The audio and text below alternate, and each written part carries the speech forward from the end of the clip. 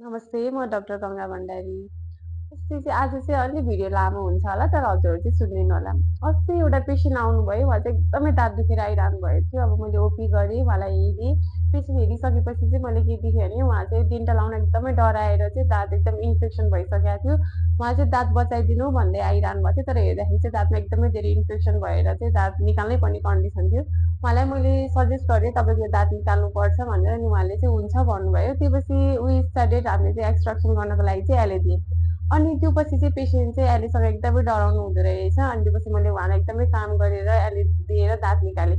अब चाहिँ तपाईँहरूलाई पनि एलए देखेर अथवा डेन्टल ट्रिटमेन्ट देखेर एकदमै डर लाग्न सक्छ। कसरी चाहिँ हामीले डेन्टिसँगको जानको लागि फियरलाई चाहिँ ओभरकम गर्न सकिन्छ। सो त्यहाँ कुनै टिप्सहरू छ जुन टिप्स चाहिँ हजुरलाई चाहिँ डेन्टिस्टकोमा जान चाहिँ डराउनु पर्दैन। फर्स्ट नम्बर 1 चाहिँ तपाईँ चाहिँ एकदमै फियर एलएसँग जुन चाहिँ हामीले सुई लगाइरहेको हुन्छौँ त्यो सुईसँग तपाईँहरू एकदमै डराउनुहुन्छ। त्यसको लागि चाहिँ फियर हुनु पर्दैन, डराउनु पर्दैन। किनभने हाम्रो डेन्टल ट्रिटमेन्ट जुन हामीले गर्छौँ त्यो चाहिँ एकदमै पेनलेस हुन्छ। हजुरको दुखाइ कम गराएर नै हामीले गर्ने गरेका हुन्छौँ। त्यही भएर चाहिँ तपाईँ सिरिन्ज अथवा एलएसँग चाहिँ डराउनु पर्दैन। नेक्स्ट भनेको चाहिँ तपाईँहरू कुनै कुरामा डराइरहनु भएको छ भने पनि हामीले तपाईँहरूलाई प्री मेडिकेसन दिएर त्यो पछि चाहिँ डेन्टल प्रोसिडरहरू स्टार्ट गर्छौँ। नेक्स्ट भनेको चाहिँ हामीले तपाईँलाई एकदम सुटिङ म्युजिकहरू लगाएर होस् अथवा हजुरलाई कुन कुराले हजुरलाई रिल्याक्स फिल हुन्छ त्यो तरिकाले नै हामीले डेन्टल ट्रिटमेन्ट प्रोसिड गर्छौँ। अनि अरू चाहिँ हामीले भनिरहेका हुन्छौँ, पेसेन्टहरूलाई इन्स्ट्रक्सन दिइरहेको हुन्छौँ। यदि हजुरहरूलाई केही गाह्रो भयो, अप्ठ्यारो भयो भने चाहिँ हजुरले आफ्नो हात उठाइदिनु होला।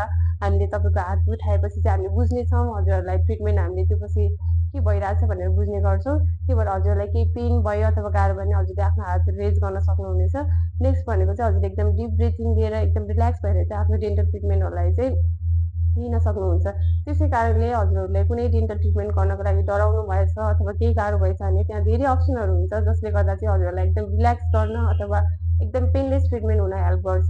Please do visit Relax Dental for your dental treatment. केही नडराइकन पनि अब ढुक्क भएर डेन्टल भिजिट गर्न आउनुहोला। Thank you.